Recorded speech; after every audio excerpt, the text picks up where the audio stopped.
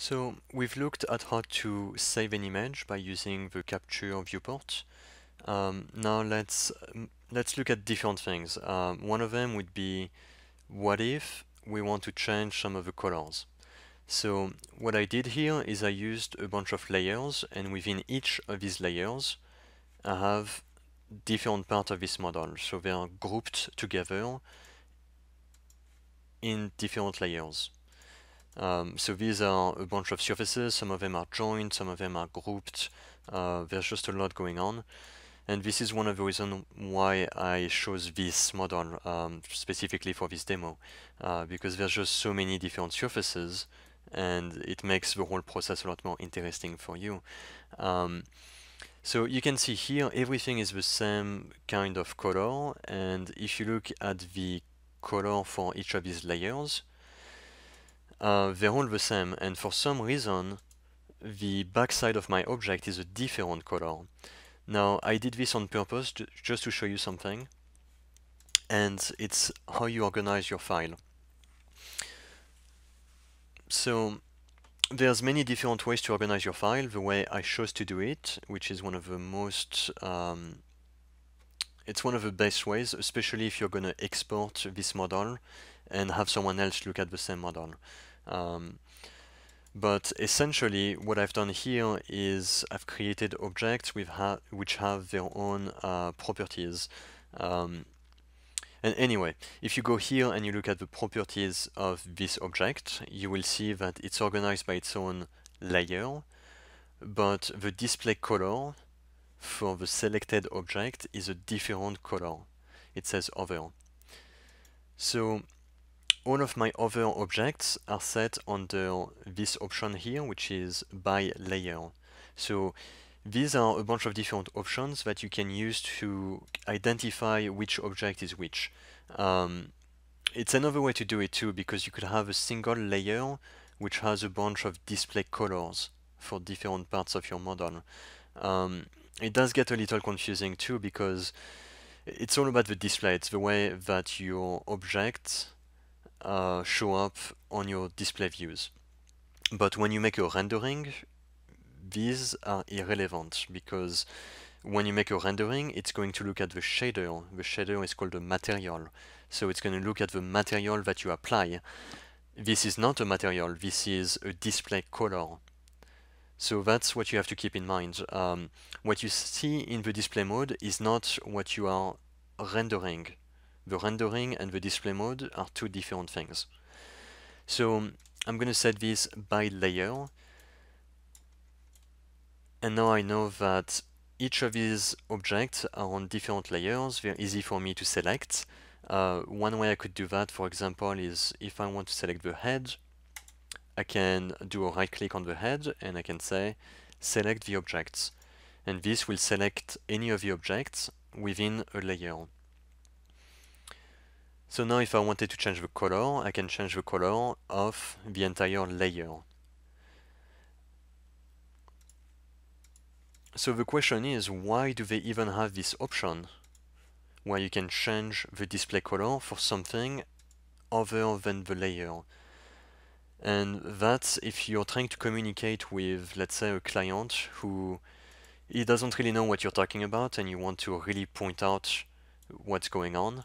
Like, let's say I'm talking about the eyes and I'm saying there need to be some kind of drafting angle so that the part can come out of a mold or something like that. So what I would have to do is explode the object. They made this easier in Rhino 6, where you can select surfaces without exploding the grouped or joined objects. But let's say I want to talk about this to my client and I really want to point it out. So I can have something within the same head layer and change the color display specifically to a selection. So if I'm using red, the opposite color would be something like green. So we should make it really stand out.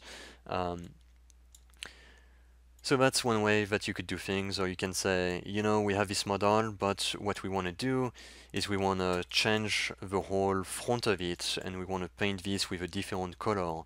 Let's say we want it to be blue. And so it makes the layer organization make a lot more sense. but at the same time it lets you have more control over the color that you want to display to someone or for someone. So it has its own uses, especially if you're going to use the technique we just talked about, where you can go under the display and just create some screenshots very quickly. But at the end of the day, your selection and your display colors, they don't render. So if I go here and I create a render inside the viewport, you see that none of the colors that I created within the properties, none of these colors actually show up. It's not even red, it's not blue, it's just this default material. So I was talking about how these display modes differ from one another, and I got a little sidetracked, so I decided to stop the video and start from this point. So we've talked about how this render display shows a preview of what your materials are going to look like. And then as I kept going with the video, I got sidetracked about creating materials, and I realized that it takes a very long time to create a scene.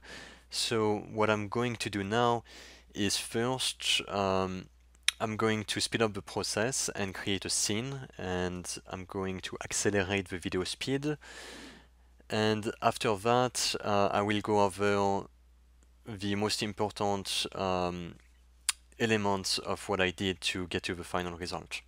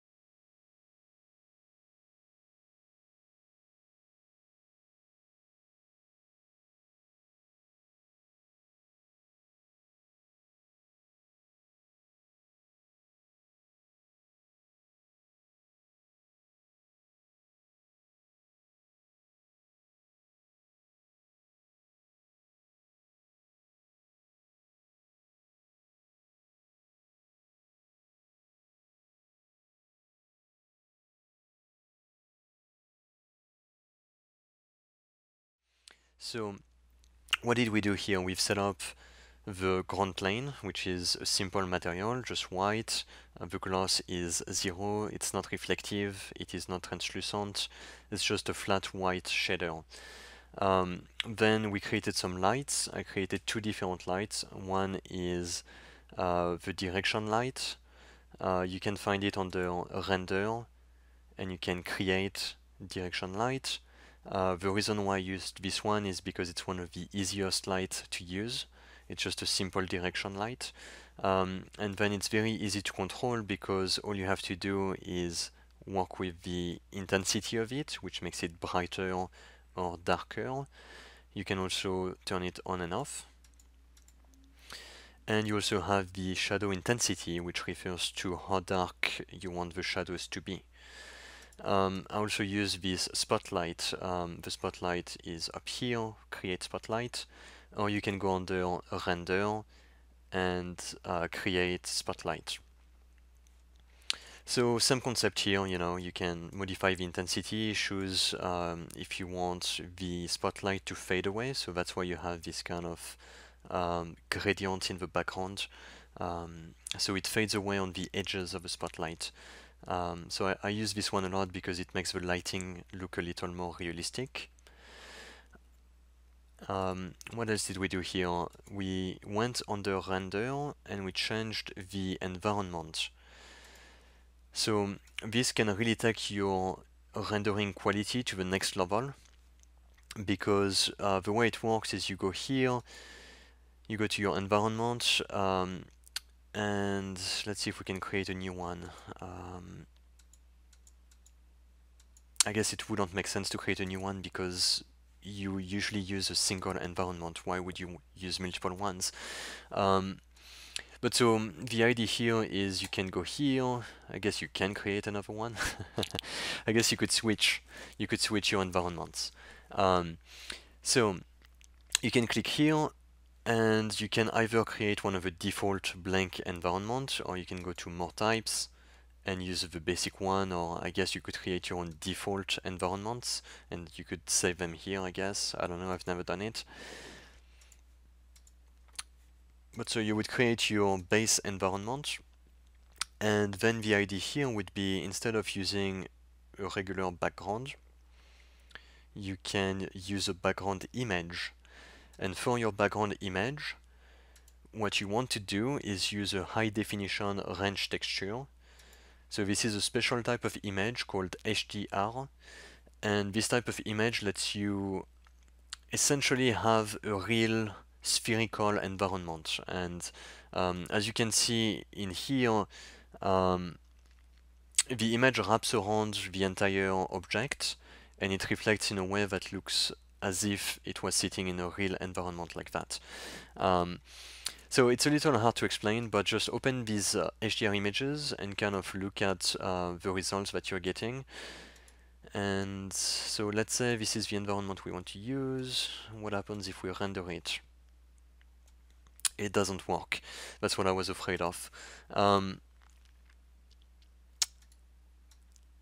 Okay, so we need to assign the new environment, and we can do that by double-clicking. Okay, so I double-clicked on it, and now you can see this warehouse-looking environment is wrapping around the object.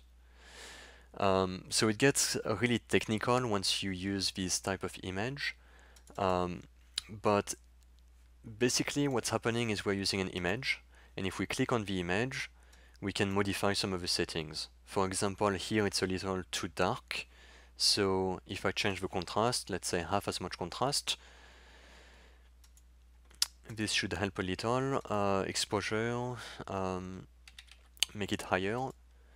So if you increase it, we should get more light. If I increase it to 2, yeah, that's what I was hoping would happen.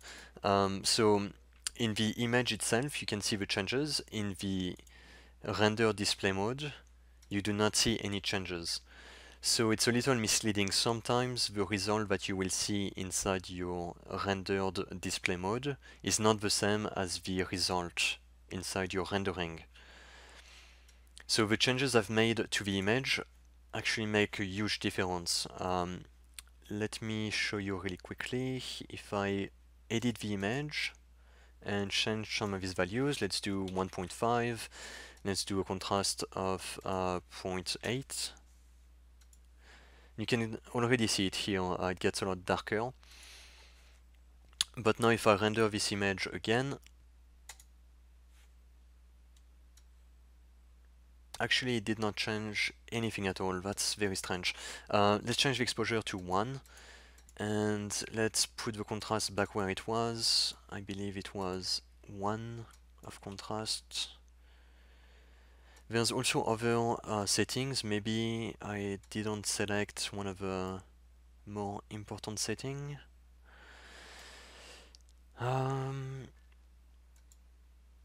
Yeah, sometimes this one makes a big difference, the environment map, so I would use that one. And I think this is the only one. Maybe the color adjustment. I could have clicked on the wrong settings. Let's see. If I render it again, is there any changes? No, there isn't. But it does prove my point that when you render an image, it might look very different than the display mode inside your viewport. But what I wanted to show you was actually these options here under the output adjustment. So if I change the multiplier and increase it, let's say 1.5, I want to make it very extreme. So here I increased it a lot. Saturation, that doesn't matter. Gamma 1.2, that's a huge amount of change. And let's keep it this way. So let's see what happens now if we render it again. Yeah, you can see it is a little lighter. You can see the values here are lighter than on the right image. Yeah, it doesn't change that much. I was hoping there would be more of a change. But I think you get the idea. So most of the images by default should give you really good results. But if they don't, you can always edit some of these properties. So for now, I think this is a good start for you to kind of play around and figure out how things work. So the environment is set up, and the only thing I did not talk about yet is the materials. So there's actually many ways to edit the materials. The way I did it this time was by selecting objects, by right-clicking on the layer, and select objects. So by clicking here, I'm able to select anything within a layer. And once I do that, I can go here and click on the materials within the property tab. If you want to create new materials, you can just click on new and you can make changes. This works exactly like the environment I showed you before. You can go under this folder and you can choose some of these presets. So let's say we want it to be white and we want it to be just a regular plastic. And let's say we want to change the color to something, let's make it red. Okay? So this is how you would change a shader, or in this case a material. Shader is the technical name in most of the softwares. In Rhino, for some reason, we call them materials. And so within the materials, you can change the color, but you can also change the gloss factor. One thing you might have noticed is I selected the wrong material. So when you click on something, it recognizes what material you're using. And if you change it, it's not going to create a different material. It keeps your material based on your selection. So it makes it more intuitive. So here you can kind of mess with this setting, and it's up to you to use whatever settings you think is best. One thing to notice is the gloss factor. If it's very high, it creates a very shallow highlight. If it is very low, it creates a lot of diffusion. So if it is less reflective, you want the gloss to be very low. If it is very reflective, you want the gloss to be very high. And this goes hand in hand with the reflection. If you have a little reflection, then you most likely want to increase your gloss factor. So because I want it to be a soft plastic, I'm going to keep it at a low gloss, and the reflection should be 0 or something very close to 0. So it catches a reflection, but it's very subtle. You can also add a bump map, so this would let you add some texture. I will not mess with it because it's really tricky. It's very complicated to make it work well. You can also add a texture map, which usually gives you better results. For example, if you're using plywood, you definitely want to use a texture map instead of using a bump map. A bump map is for any kind of bumpiness in the finish of your color. But a texture map would be for let's say there was a logo that we wanted to paint on this character, then we would use something like a planar mapping, and we would project a map directly on here. But at this point in the class, I don't want you to get to invest too much time in creating some nice illustrations. I just want you to understand how this is very different than just assigning display colors. So here we created materials, and this is completely independent from the display colors used in the layers. So just keep that in mind, and I think I covered most of what I did. Yeah, I covered pretty much everything I wanted to talk about.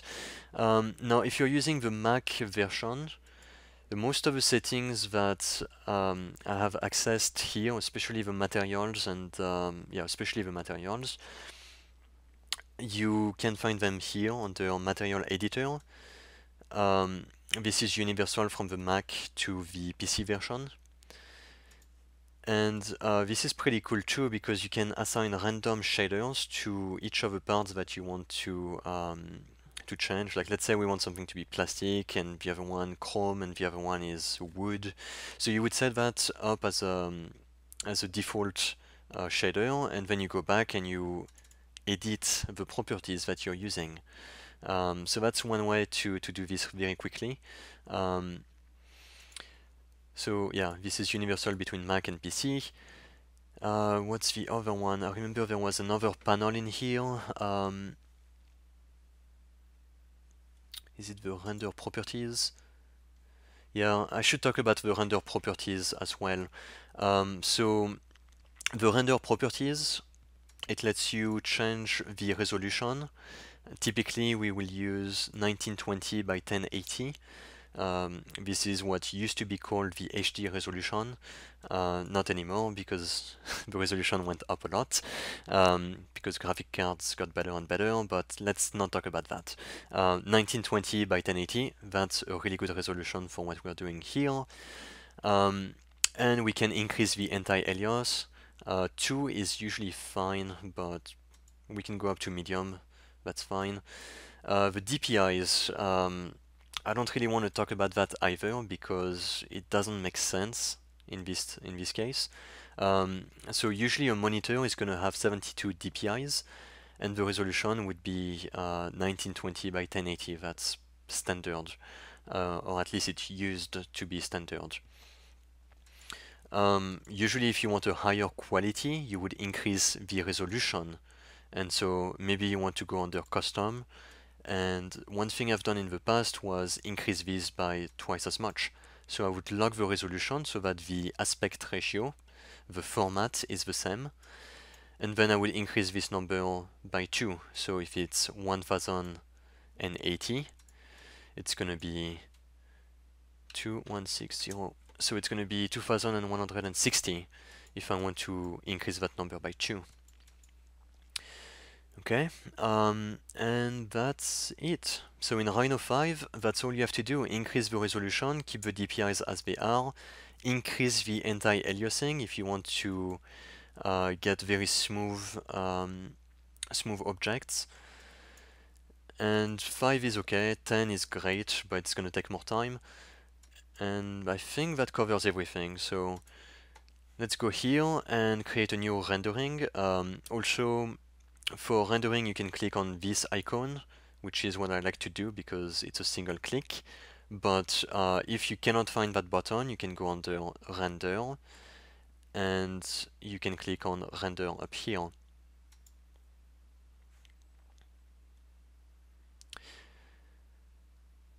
And I will let it run and show you the final result. Okay, so that's the result. Now, if I want to save this, I can go under here, or I can go under File, Save As, and I can choose the file type. Again, if you use a TIFF, it's uncompressed, so it could give you a higher quality image. For what we're doing in this class, a JPEG is okay, it's completely fine. So save it out. I will save it over the demo. Okay, save it, yes. So this is it. So as you can see, this is a very clean image. You get very smooth objects, and the metal came out really nice. So as you can see, using an environment, it gives you a really nice reflection on the metal. So I would recommend that you use an HDR image and create a nice environment. It looks like my light is not very good because this less reflective material just doesn't show up the way I wanted it to. So if I wanted better results, I think I would have to mess with the light. If you create more lights, you can get smoother, smoother core shadows and just a better quality of color. But it does take a long time, so I would recommend that you don't spend so much time on the renderings, because in this class, I'm really not going to grade you based on the quality of your images. I'm going to grade on the quality of your models. So keep that in mind, don't spend too much time on creating nice illustrations, because honestly, I don't care at all about the quality of your illustrations. It's all about how you model and the quality of your surfaces. So please don't spend too much time on creating renderings.